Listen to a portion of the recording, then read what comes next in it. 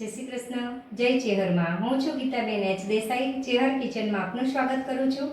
આજે આપણે બનાવીશું મોમોઝ અને મોમોઝની ચટણી. જો તમે જોઈ શકો છો, આપણે મોમોઝ બનાવવા માટેની આટલી સામગ્રીમાં સૌથી પહેલાં આપણે પૂરીનો લોટ બનાવવા માટે આપણે મેંદાનો લોટનો ઉપયોગ કરવાનો છે. આપણે મેંદાનો લોટ લીધો છે અડધું બાઉલ. અહીંયા ચટણી બનાવવા માટે આપણે ટામેટાં, સૂકા મરચાં આવી રીતે આપણે બીટિયા કાઢીને લીધા છે. અહીંયા લીધું છે લસણ, આદું અને એનું સલાડ બનાવવા માટે પૂરીના પડની અંદર ભરવા માટે કોબીસ, ગાજર અને મરચાં લીધા છે. લીંબુનો રસ લીધો છે, મીઠું અને આપણે તેલ લીધું છે. જો આપણે ચટણી બનાવવા માટે અહીંયા તપેલીની અંદર પાણી ગરમ કરવા મૂકી દીધું છે. પાણી ગરમ થઈ ગયું છે. એની અંદર આપણે ટામેટાં મૂકી દઈએ. પહેલાં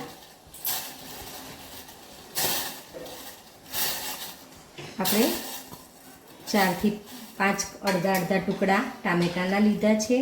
હવે આપણે એની અંદર આદું જે કાપીને રાખ્યું છે એ પણ અંદર એડ કરી લઈશું.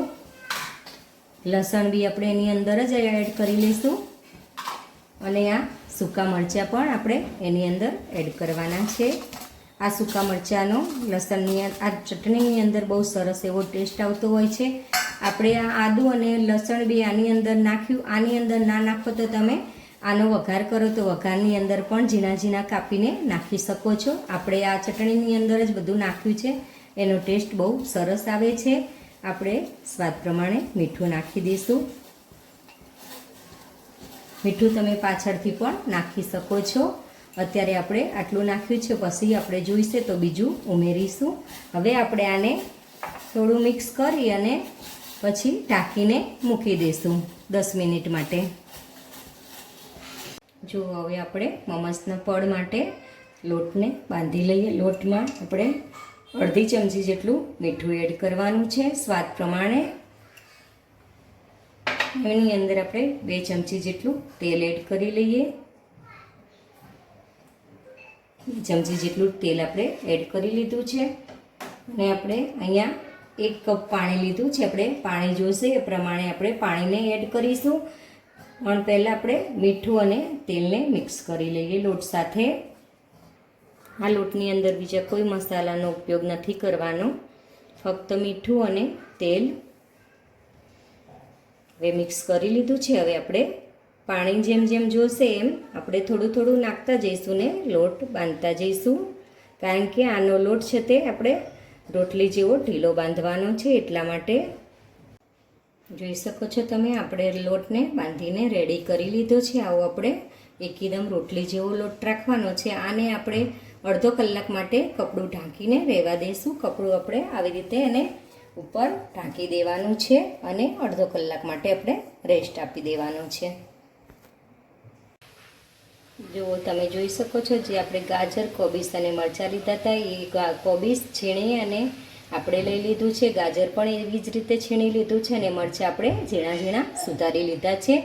આ ત્રણેય વસ્તુને આપણે હવે મિક્સ કરી લઈશું.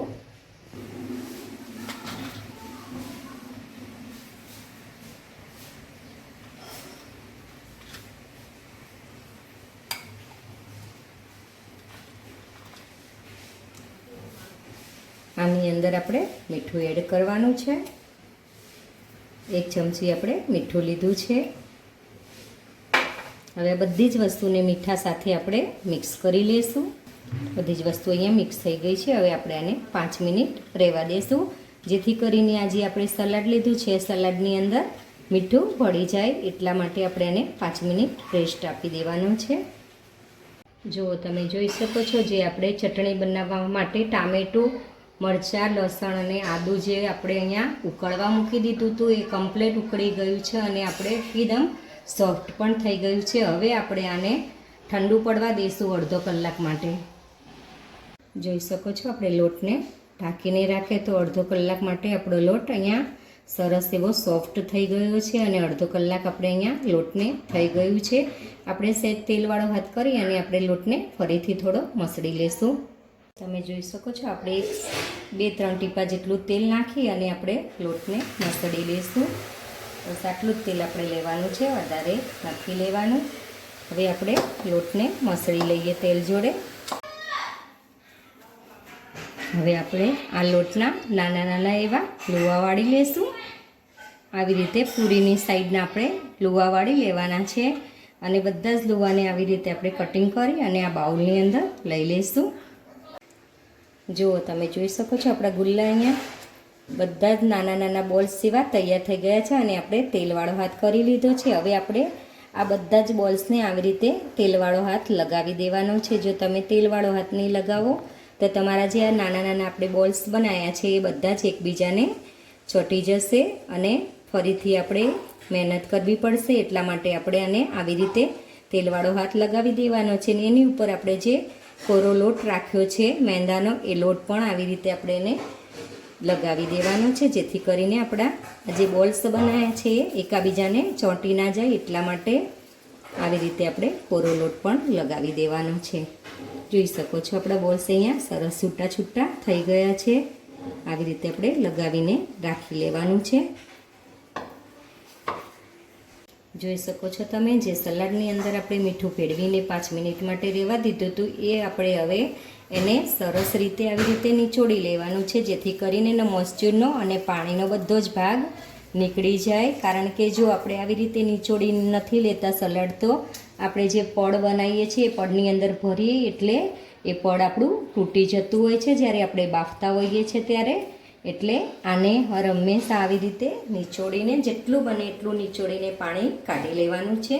આપણે આ રીતે જોઈ શકો છો તમે સરસ ફીટ એવું પાણી બધું જ નીકળી ગયું છે. હવે આપણે આ બધા જ સલાડને આવી રીતે બધું જ પાણી આપણે કાઢી લઈશું ને અલગ વાસણમાં આપણે સલાડને લઈ લઈશું.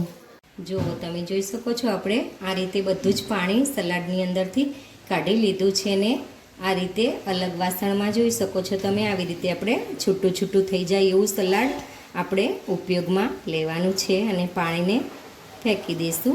જો આપણે મોમોઝના પડ માટે આપણે પૂરીને વણી લઈએ. હવે પૂરીને વણવા માટે આપણે પાટલા ઉપર થોડું તેલ લગાવી દેવાનું છે, જેથી કરીને આપણી પૂરી પાટલા ઉપર ચોંટી ના જાય એટલા માટે. અને વેલણને પણ આપણે થોડું તેલ લગાવી દઈશું ને આવી રીતે આપણે એક એક પૂરી લઈ અને આપણે વણી લેવાની છે. જોઈ શકો છો તમે. જો તમને એમને એમ ના ફાવે તો તમે મેંદાનો જે કોરો લોટ હોય છે એ પણ આપણે પૂરીની અંદર આપણે ઉપર લગાવી શકીએ છીએ, પણ આપણે તેલ લગાવીએ છીએ એટલે લોટની કોઈ જરૂર પડતી નથી એટલે આપણે નથી લીધો. આવી રીતે આપણે પૂરી બનાવીને ભરી લેવાની છે. જોઈ શકો છો તમે આપણે આપણી પૂરી લીધી છે. હવે આપણે એને થોડું થોડું સલાડ એની અંદર ભરી લઈશું. આવી રીતે આપણે એને એની અંદર સલાડ લઈ લેવાનું છે ને આવી રીતે આપણે એને પેક કરતું જવાનું છે. આવી રીતે આપણે એને પેક કરવાનું છે. એક સાઈડમાં પેક નથી કરી દેવાનું. જો તમે એક સાઈડમાં પેક કરશો તો તમને એક સાઈડમાં બધો કાચો લોટ લાગશે. આ જ રીતે આપણે એને ભરવાની છે. આવી રીતે દબાવીને આપણે એને પેક કરી લેવાની. જોઈ શકો છો તમે.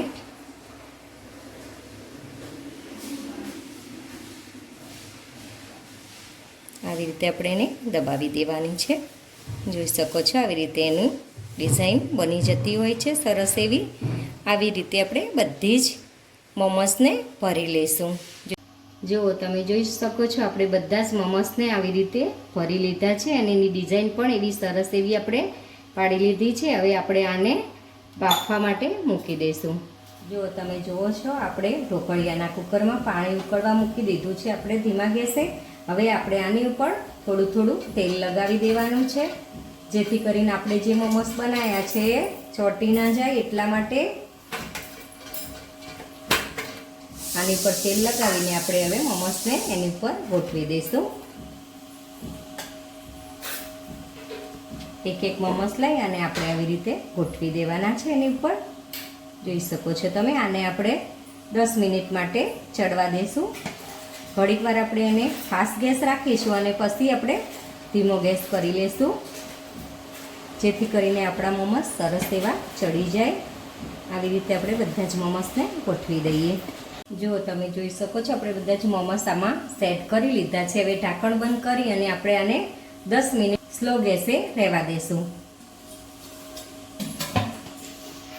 જો તમે જોઈ શકો છો, આપણે મોમોસની ચટણી બનાવવા માટે આપણે ગરમ પાણીમાં ઉકળવા મૂકી દીધું હતું એ સરસ એવું આપણે ટામેટાં અને મરચાં અને આદું અને લસણ સરસ એવું ઉકળી ગયું છે અને બફાઈ પણ ગયું છે. હવે આપણે આને મિક્સર જારની અંદર ક્રશ કરવાનું છે.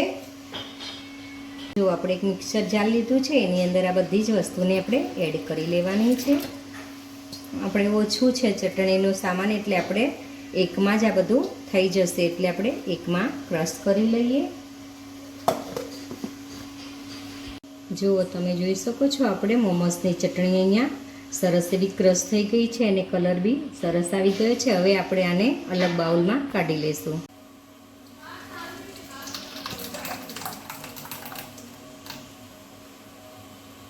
જુઓ તમે જોઈ શકો છો, આપણે મોમોસની ચટણીનો વઘાર કરવાનો છે. કે તમે વઘાર ના કરો તો પણ ચાલે, ઓપ્શનલ છે, પણ આ વઘાર કરવાથી ચટણીનો સ્વાદ એકદમ સરસ આવતો હોય છે અને અનેરો સ્વાદ થઈ જતો હોય છે. એટલે આપણે આનો વઘાર કરવાનો છે. 2 ચમચી તેલ લીધું, એની અંદર આપણે લસણને સતડાવા નાખી દીધું છે. લસણ થોડું છતડાય એટલે આપણે એની અંદર થોડું આદું નાખી દેવાનું છે. આદું નાખ્યા પછી આપણે એને 2 મિનિટ માટે આવી રીતે સતત હલાયા કરવાનું, જેથી કરીને આદું અને લસણ બળી ના જાય અને તળિયે છોટી ના જાય. એટલા માટે આનો ટેસ્ટ બહુ સરસ ચટણીમાં આવતો હોય છે, એટલે આપણે વઘાર પણ કર્યો છે.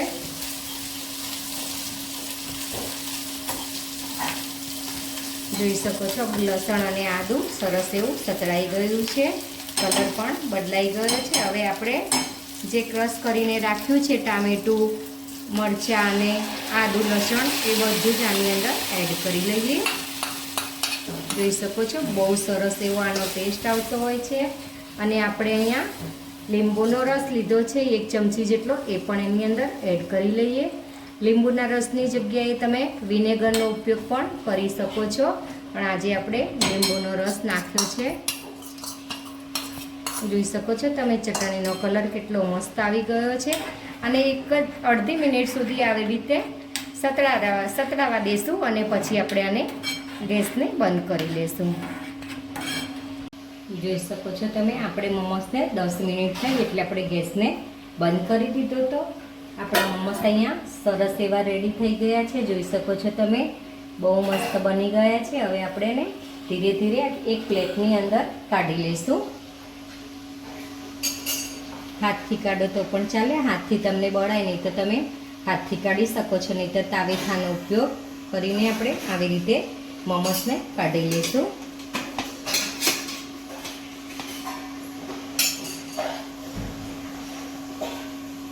સરસ એવા મોમોસ આપણા અહીંયા ચડી ગયા છે અને કલર બી સરસ એવો ટ્રાન્સપરન્ટ થઈ ગયો છે. જોઈ શકો છો તમે, એકદમ શાઇનિંગ જેવા બની ગયા છે. બધા જ મોમોસને આપણે બહાર કાઢી લઈશું. આપણે મોમોસને ચટણી સાથે સર્વ કરી લઈએ. જોઈ શકો છો તમે, એકદમ ટેસ્ટી લારી જેવા ટેસ્ટવાળું આપણા મોમોસ અહીંયા ઘરે રેડી થઈ ગયા છે. જો તમે કોઈ દિવસ આવા મોમોસ ઘરે બનાવીને ટ્રાય ના કર્યો હોય તો એક વખત ચોક્કસથી ટ્રાય કરજો. બહુ સરસ એવા લાગે છે, લારી કરતાં પણ વધારે ટેસ્ટી, એટલે ચોક્કસથી ટ્રાય કરજો. આપણે ચટણી પણ ઘરે જ બનાવી છે અને આ ગ્રીન ચટણી.